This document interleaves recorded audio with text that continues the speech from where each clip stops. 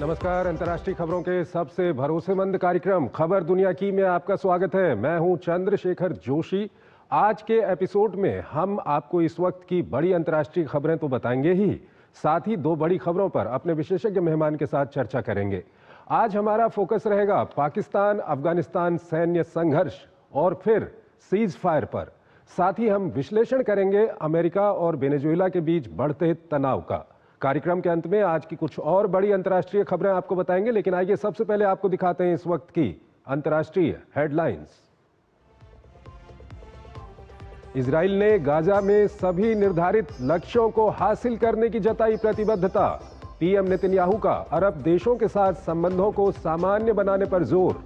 Israeli हमले में मारा गया हुती का सैन्य प्रमुख।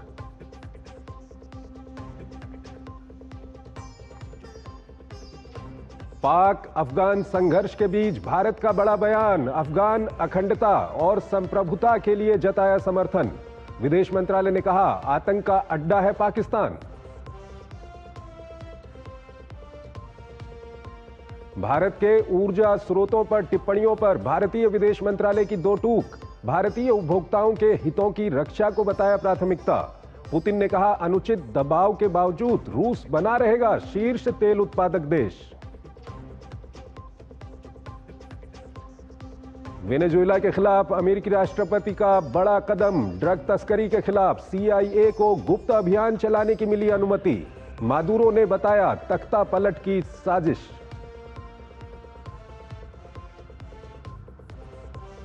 फ्रांस के पुनर्नियुक्त पीएम सेबेस्टियन लेकार्नू विश्वास मत हासिल करने में सफल।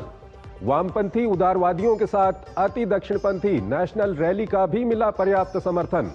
2026 का बजट लेकार्नू के लिए होगी बड़ी चुनौती।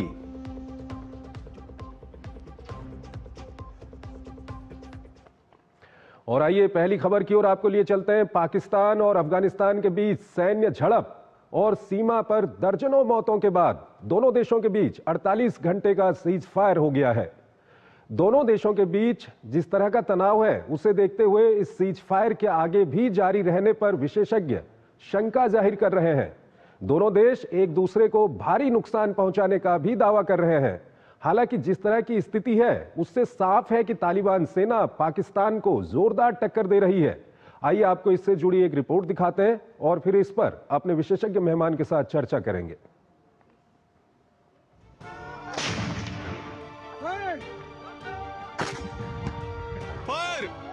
तालिबान को कम आंकना पाकिस्तान को भारी पड़ गया है।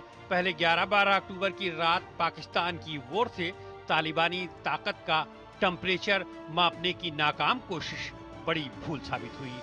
दर्जनों जवान और चौकियों का नुकसान उठाना पड़ा। बताया जा रहा है कि तालिबान द्वारा पहुंचाए गए इस गहरे जख्म से सेना प्रमुख इस कदर बिलबिलाए कि इसकी क्षतिपूर्ति के लिए सैनिकों ने फिर से मोर्चा खोल दिया। लेकिन 12 घंटे के अंदर ही पाकिस्तान को समझ में आ गया कि इस बार और भी बड़ा ब्लंडर हो गया है।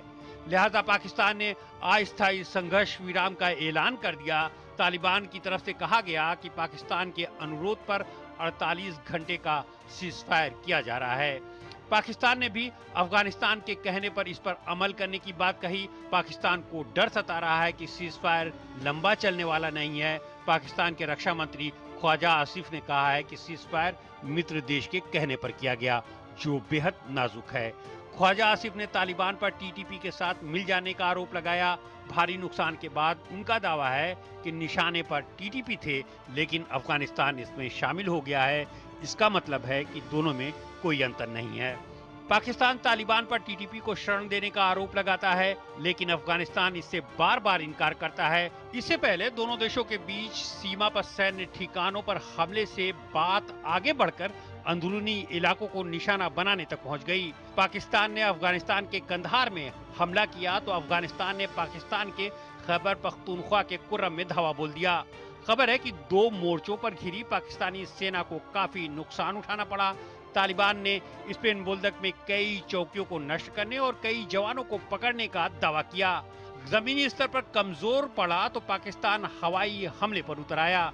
कंधार में एयर स्ट्राइक कर दी, ड्रोन और फाइटर जेट से बमबारी की। तालिबान के प्रवक्ता ने बताया कि इन हमलों में 12 नागरिक मारे गए और 100 से ज्यादा घायल हुए हैं।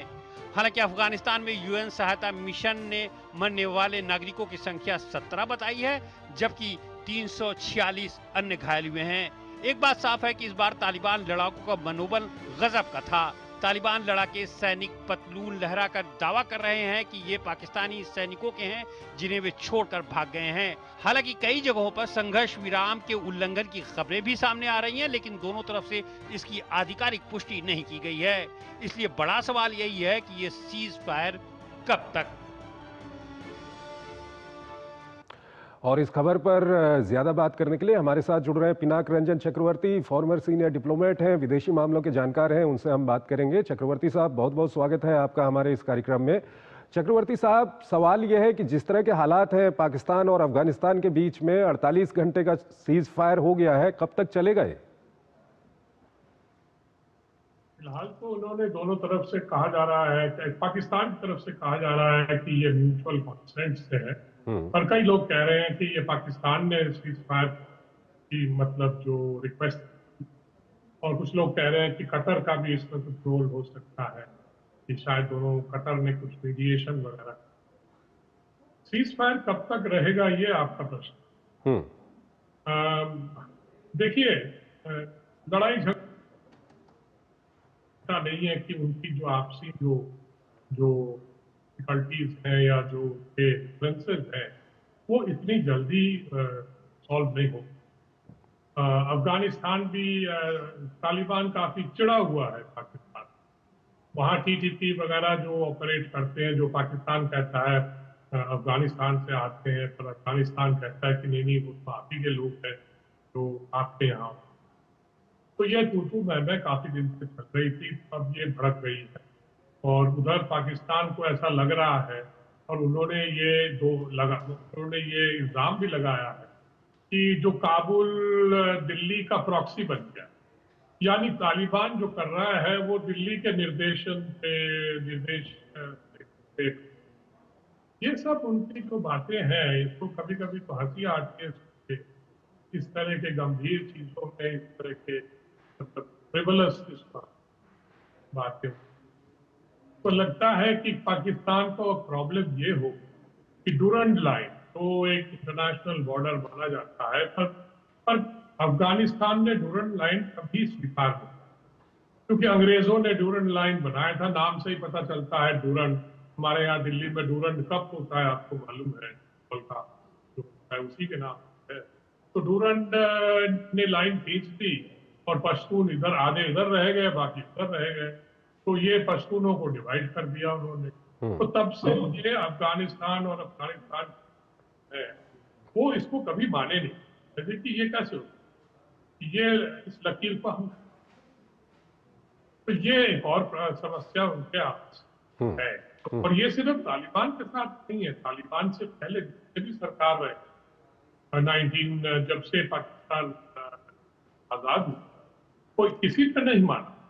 तो क्योंकि ये लाइन को कतई पसंद। तो मुझे लगता है कि अब सीज फायर जो कह रहे हैं हुआ है, कुछ दिन शायद कुछ घंटे रहेगा, उसके बाद पता नहीं कोई कुछ हरकत कर दे। वहां पे काफी लोग रहते हैं जो आर्म्स, जिनके पास आर्म्स है, और जो बिटरनेस जो है, तो कड़वापन जो ऑलरेडी आ गया है उनका।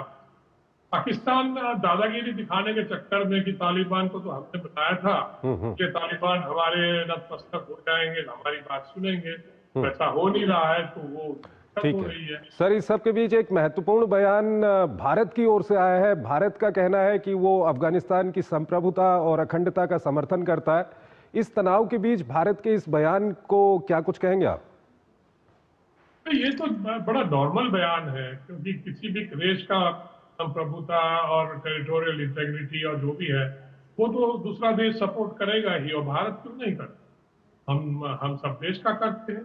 पर जो भी है, हमने तो ये कहा है कि पाकिस्तान को भी एक ये चेतावनी है कि आप टेरिटोरियल इंटेग्रिटी को हाथ मत रखें। और जो जो कहाँ पे भी है डूरंट लाइन या कुछ भी है उसको रेस्पेक्ट करें, क्योंकि उसके अंदर जाके अब पाकिस्तान के पास एयरफोर्स है तो वो उससे बमबारी कर रहे हैं, ये भी गलत है। अफगानिस्तान के पास एयरफोर्स नहीं है तो वो तो सिविलियंस मार रहे हैं बमबारी में। तो इसमें मुझे लगता है कि अफगानिस्तान काफी और मतलब गुस्से में आ जाएगा। इस तरह की जो एयरफोर्स की इस्तेमाल, उसमें उनके पास कोई और हथियार नहीं है ना कि इस तरह से रोके। तो ये लगता है कि वो उसका बदला वो शायद ग्राउंड में ले सकते हैं, तो ये भी हो सकता है। तो सर दोनों ओर के अलग अलग दावे हैं। एक पक्ष कहता है कि हमने दूसरे पक्ष को काफी नुकसान पहुंचाया है, दूसरा पक्ष कहता है कि हमने उस पक्ष को काफी नुकसान पहुंचाया है। अगर आप हकीकत को देखें तो क्या कुछ लगता है आपको, किस तरह से ये कौन किस पर भारी पड़ रहा है इस पे? देखिए, दोनों तरफ तो नुकसान हुए हैं। अभी हमने सिविलियन डेथ्स की बात, और बॉर्डर पे भी हुआ है, अफगान आर्मी है और पाकिस्तान अभी कह रहा है कि ये लोग सब मिल गए हैं और ये पीटीपी एक टेररिस्ट ऑर्गेनाइजेशन है, उसको अब अफगान सरकार सपोर्ट कर रही है। अब पाकिस्तान भूल गया कि पाकिस्तानी सरकार ने कितने कितने टेररिस्ट ऑर्गेनाइजेशन को सपोर्ट किया है।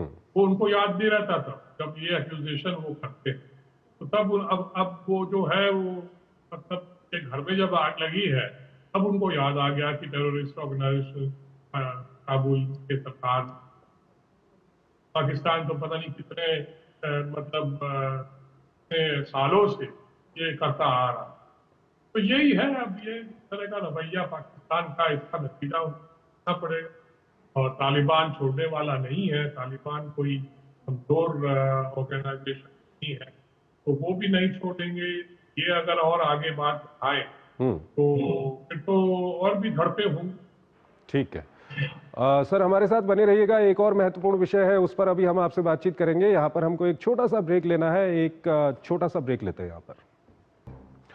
स्वागत है आपका ब्रेक के बाद। अगली खबर की ओर आपको लिए चलते हैं। अमेरिका के राष्ट्रपति डोनाल्ड ट्रंप ने वेनेजुएला को लेकर नए खुलासे से दक्षिण अमेरिका में हड़कंप मचा दिया है। ट्रंप ने कहा है कि उन्होंने वेनेजुएला में अमेरिकी खुफिया एजेंसी CIA को गुप्त अभियान चलाने की खुली छूट दी है। महत्वपूर्ण बात यह है कि वेनेजुएला की विपक्षी नेता और हाल ही में शांति के लिए नोबेल पुरस्कार विजेता ने भी ट्रंप के इस कदम का स्वागत किया है। आइए एक रिपोर्ट के जरिए आपको बताते हैं कि अमेरिका और वेनेजुएला के रिश्ते में तल्खी क्यों है और इसका भविष्य किस ओर जा रहा है। फिर इस पर अपने विशेषज्ञ मेहमान के साथ हम बात करेंगे। यूं तो ड्रग तस्करी पर नकेल कसने के बहाने अमेरिकी युद्धपोत हफ्तों से कैरिबियाई सागर में वेनेजुएला के निकट डेरा डाले हुए हैं, लेकिन अब अमेरिकी राष्ट्रपति डोनाल्ड ट्रंप के खुलासे से न सिर्फ वेनेजुएला बल्कि पूरे क्षेत्र की धड़कनें बढ़ गई हैं। राष्ट्रपति ट्रंप ने उन दावों की पुष्टि कर दी है कि उन्होंने CIA को वेनेजुएला में गुप्त अभियान चलाने की मंजूरी दी है। पिछले कई दिनों से अमेरिकी मीडिया में ये खबर आ रही थी। नया निर्देश CIA को वेनेजुएला और कैरिबियन में घातक मिशन और सीक्रेट अभियान चलाने का अधिकार देता है। बुधवार को राष्ट्रपति ट्रंप ने कहा है कि वेनेजुएला में जमीनी सैन्य अभियान पर भी विचार किया जा रहा है। हालांकि उन्होंने ये नहीं बताया कि ये अभियान कैसे चलाया जाएगा। राष्ट्रपति ट्रंप ने इस आदेश के पीछे के 2 कारण बताए। पहला, वेनेजुएला में सजा काट चुके लोगों की अमेरिका में अवैध घुसपैठ, और दूसरा, ऐसे लोगों के मादक पदार्थों की तस्करी के गोरख धंधे में शामिल होना। हालांकि अमेरिकी राष्ट्रपति ने अपने दावे के लिए कोई ठोस सबूत नहीं दिए कि वेनेजुएला अपने पूर्व कैदियों की अमेरिका में घुसपैठ करा रहा है। माना जा रहा है कि अमेरिका सैन्य विकल्पों की योजना पर विचार कर रहा है, जिसमें वेनेजुएला के अंदर संभावित हवाई हमले शामिल हैं। मीडिया रिपोर्ट के मुताबिक अमेरिकी ऑपरेशन का अंतरिम लक्ष्य राष्ट्रपति निकोलस मादुरो को सत्ता से हटाना हो सकता है।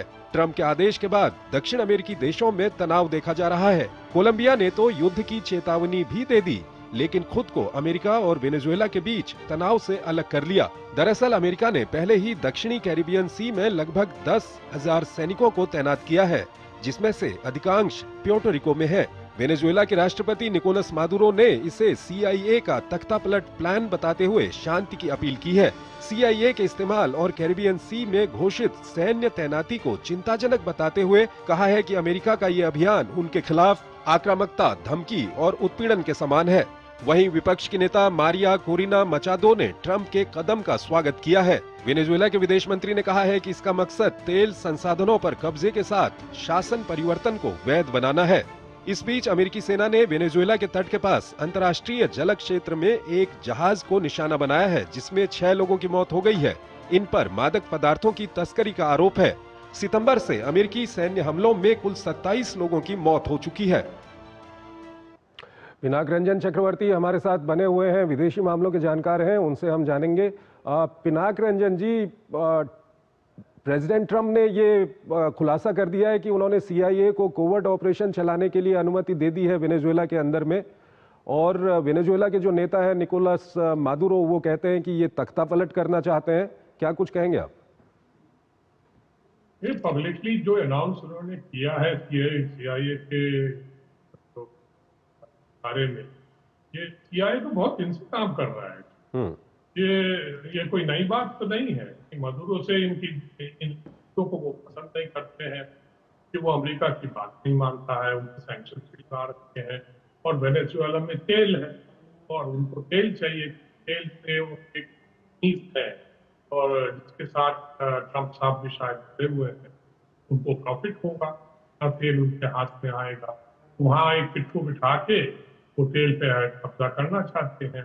और फिर ड्रग्स का मामला है कि जो कैदियां थे उन्होंने जबरदस्ती उनको वापस भेज दिया। अब वो कहते हैं कि नहीं, ये कैदी ड्रग्स स्मगलिंग कर रहे हैं। ये सब इल्जामें लगाई जा रही हैं। ड्रग्स प्लस स्मगलिंग होता है, कोई शक नहीं, तो उसको रोकें आप। मतलब ड्रग्स स्मगलिंग को रोके, तो आपकी जो बॉर्डर पे जो गार्ड है या और भी सेनाएं हैं, वो नहीं रोक सकते। तो ये वेनेजुएला को बताना कि ये आपका सरकार कर रही है, स्मगलिंग कहाँ नहीं होता, हमारे यहाँ भी होता है, सब जगह होता है। इसका मतलब ये नहीं है कि दूसरे एक देश पे आप हमला बोल दें। तो ये तो एकदम इंटरनेशनल नहीं। इस सब के बीच सर, अगर जो वहां पर विपक्ष की नेता है मारिया कोरिना मचादो, जिनको अभी नोबेल पीस प्राइज की घोषणा भी हुई है, उन्होंने ट्रंप से समर्थन भी मांगा है, और वो कहती हैं कि वो मादुरो को हटाने के लिए साथ चाहती हैं ट्रंप का। तो ये किस तरह की स्थिति बन रही है? देखिए, नोबेल पीस प्राइज जो है, ये सबको मालूम है, वो कोई पीस के लिए नहीं होता है, वो एक पॉलिटिकल प्राइज है। कि ठीक है, आप हमारा मतलब हम आपको इस्तेमाल करके कुछ अचीव कर सकते हैं, तो ठीक है, आपको नोबेल मिल जाएगा। ऐसे कई लोग हैं जिनको नोबेल प्राइज मिले हैं। अब मैं किस किस के नाम लूं, नाम लेने की जरूरत नहीं है, जो जानते हैं कि ये एक पॉलिटिकल प्राइज है। अब इसलिए उनको दिया गया शायद।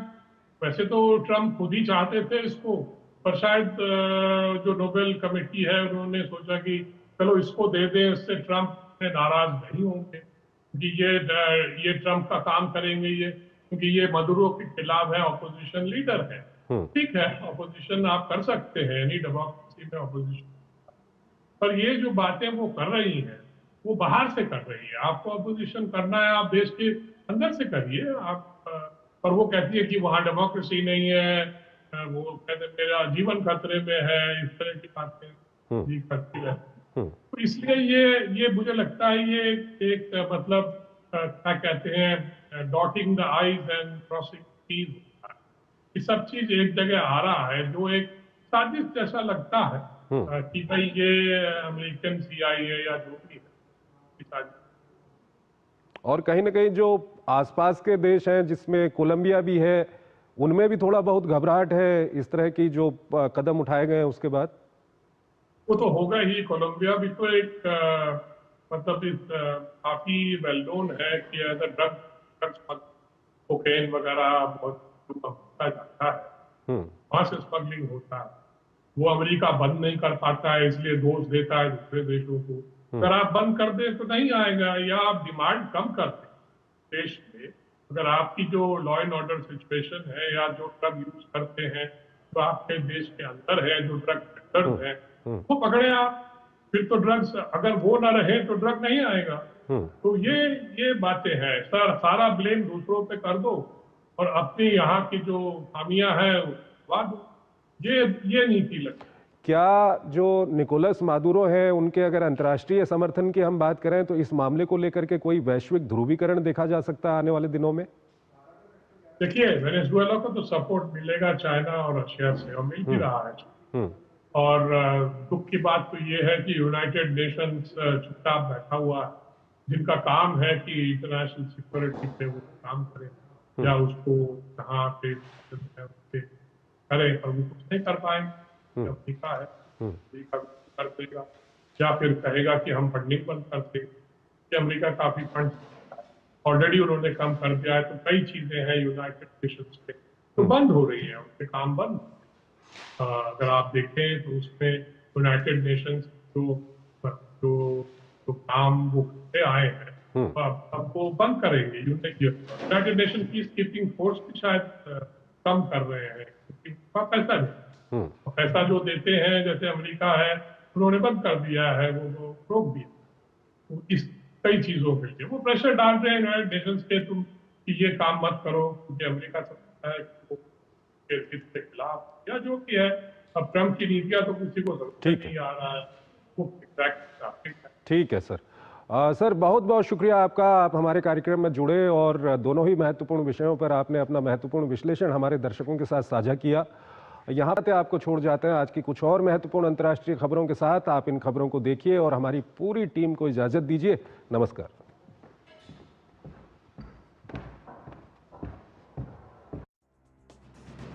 इजरायली पीएम नेतन्याहू ने कहा कि लड़ाई अभी खत्म नहीं हुई है और इजराइल गाजा युद्ध के सभी निर्धारित लक्ष्यों को हासिल करेगा।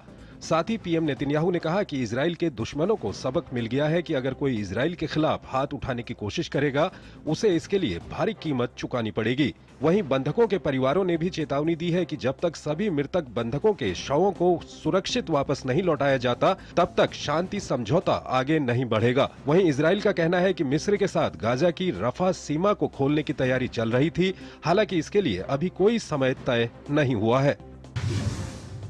अफ्रीकी देश मेडागास्कर में बीते दिनों हुए प्रदर्शनों के चलते सरकार गिरने के बाद सेना के कर्नल माइकर रैंडरियानिरिना ने शुक्रवार को राष्ट्रपति पद की शपथ लेने की घोषणा की है।